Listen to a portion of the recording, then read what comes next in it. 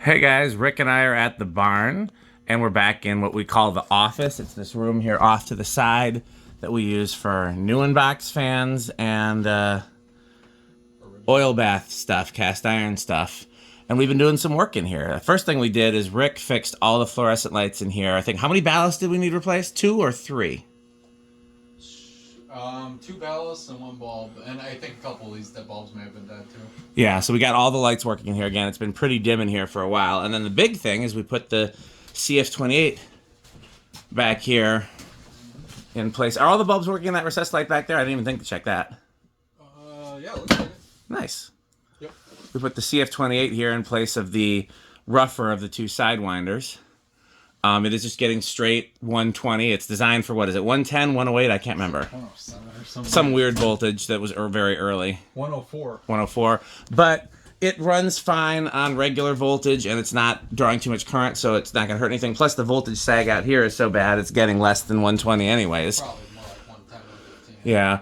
The downside is that just because of the way the motor is designed and how old it is, it doesn't always start depending on the position of the blades, and that's not anything wrong with it. That's just how it was built. It's, again, we're talking about something that's 100 and what, 30 years old, 140 years old. So yeah, probably very late 1890s. So like it's the age of 2 grandparents, you know, and not these new young grandparents they got now, like the old grandparents with the blue hair. So let's see if everything starts from. Oh, there's Rick's head in the way. Yeah, I don't see. We'll wait for Rick's head to get out the way. Okay, let's see if everything starts.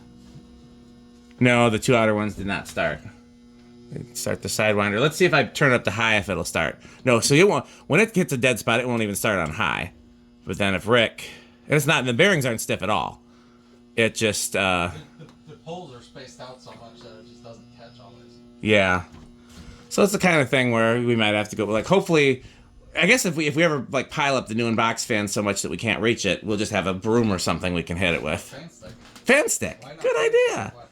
Fan stick is the solution to All of my problems. all. No, once it starts moving, it'll stay moving. Oh, yeah. It's just occasionally you hit a dead spot. It's just by design. It's not anything wrong with it. Yeah, this is that unrestored one. Like, this is pretty much all original other than the blades. So.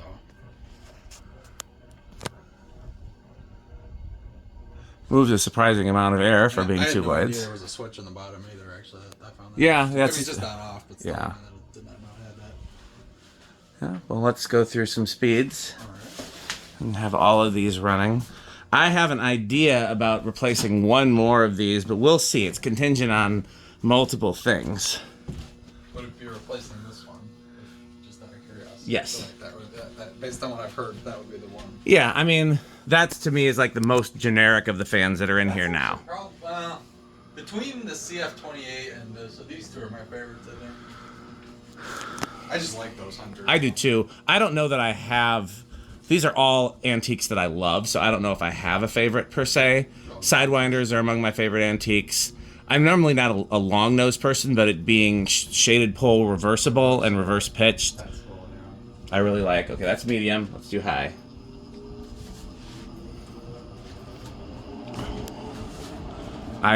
These are all among my. Well, interesting how slow this goes in reverse. It's just because of how steep the pitch is. Right. Yeah, that definitely was faster. Yeah. Whereas this thing's flying. It doesn't look like it from here because there's only 2 blades, but yeah, no, it's. It is. Yeah. It's going faster than this. He just doesn't look like it. And actually having the 2 of them. This is the most powerful of the ones here, though. These are just. That's probably a good thing that it's closest to the door because that way it pulls air. Yeah. Out here. It does get very hot in here in the summer. It gets like sticky. Okay, let's do spin down and then 0 to high. I guess I could also do a. Oh, lighting startup. Yeah. Rapid start and preheat. Yep. Blink, blink, blink, blink, blink, blink, blink. And yeah, as of now, all 4 of the outer ones are still magnetic ballasts. I mean, 2 have been replaced very recently, and the others have like 80s era replacements. But Yeah. No. all doing okay. No electronic ballast. I personally don't mind replacing rapid start with electronic ballast. Let me get so I can get all 4 fans in here. To me, but Pete and Rick both disagree. They prefer magnetic ballasts to electronic ballasts, even if they're rapid. To me, it's preheat or bust. Because rapid start is just... Electronic ballasts are better than rapid start ballasts. They're easier on the tube. They're more inclined to start. They're less likely to have problems. They're quieter. They're lighter weight. Wow, go ahead. Rapid start for me is definitely childhood because all the fluorescents in the house I grew up in were rapid start. I mean, same. Well, we had a combination of preheat and rapid start, but What's funny is I wish they were preheat. I remember thinking, I wish they were those blinky ones, but I'm trying to think of what we had that were blinky. I think they were mostly our preheats were CFLs. But we had lots of CFLs. My dad loved. I was gonna say that sounds like something your dad really liked. Every as soon CFL as they came out, ooh. Yes, exactly. Save a little energy. Yeah, didn't matter how much they cost and how poor the light was. If they saved a little bit of electricity, we're gonna save the spotted owl. Hey, and it started. Nice, very nice. Yeah, you get lucky sometimes and unlucky others. It just. I'm not even sure if it was in frame, so I might have to do that again. It did in fact start. Yeah.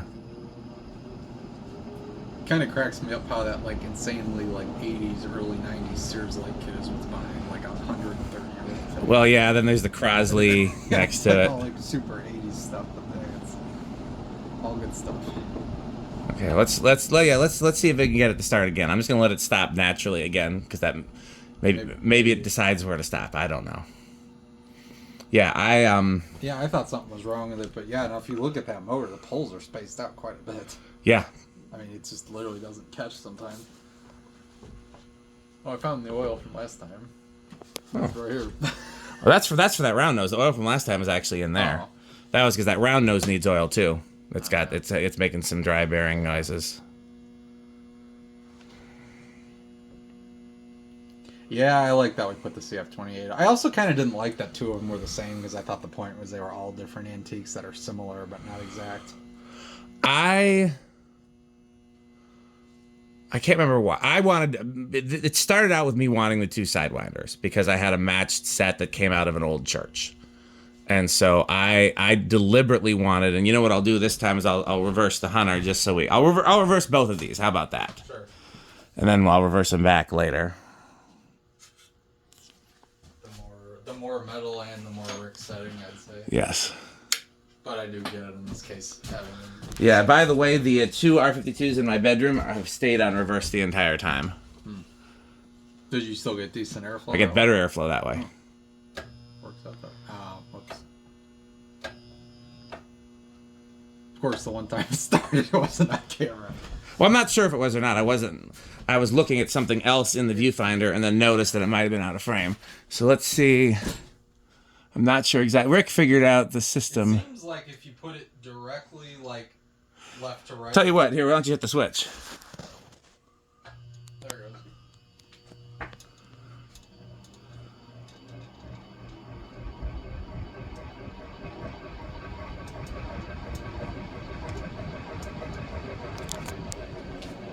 Oh, the Hunter's flying now. Yeah, the Hunter flies. And it's a shame how different the pitch is, although it may have been by design, because I'm pretty sure it was. Because they wanted it to be less drafty in reverse. Okay, well, let's turn it off so I can put them back. The CF28's got to be pretty Jonas. Oh yes. Two-blade. Dan, it is the most magnificent ceiling fan. Shoot, that's about as old as Youth Center is. Yeah. That literally could have been what was installed when the place. When it was like a grocery store or something or whatever it was originally. Mm-hmm. I don't know why I'm bothering to let it spin down. We already saw spin down. I don't know. I like spin down sometimes. I used to not care about it at all. Then I started doing it for videos, and now I'm like, yeah, it's kind of soothing to watch. To me, it's part of the performance, and it also gives you some idea what the health of the bearings are. Yeah. You can diagnose a fan from spin down. Because if it's like throwing the brakes on, then something's out of whack or bearings are. Yeah. Somebody was talking to me the other day about that long scroll New Orleans that was in the museum that we put because there's 4 bearings in those, 2 in the scroll, 2 in the motor. Actually, I did not know that. And we put all 4 new bearings in, and it was still stiff. And then we packed them all with lithium grease and including the shaft where there's also some mechanical parts that have to like kind of like the bushings for normal switch housing, but there's a bunch of those. And me and Tom greased the heck out of it, and it still would stall out on low sometimes. And yeah, it was a lithium greasy mess by the time we got done with it, and that was just a design flaw in those. That's why they stopped making the long scroll. Okay, well, let's turn it on low and let's see if it starts again. Turn them low? Yeah, turn them all on low. And let's just see. Oh, yeah, it started. Wow, okay. Oh, look what didn't start. Yeah, this one's sometimes doesn't either, which is interesting because this one has fine bearings. Nothing wrong with the bearings. Yeah. Okay, well, I don't know if Rick and I are going to do anything else tonight. This could be the end, or we could do more little small projects or semi-big projects. We got a few things on our radar for tonight and tomorrow, but there's going to be another similar update here at the barn, and when that one's done, I will film that separately, as well as maybe do a whole updated barn tour. Plus, we have some surprises tomorrow, both surprise fans and surprise guests, so it's gonna be a lot of fun. So what should they do, Rick? They should buy fan stick, they should eat pagers, chips and salsa, and thanks for watching. Bye, fan stick.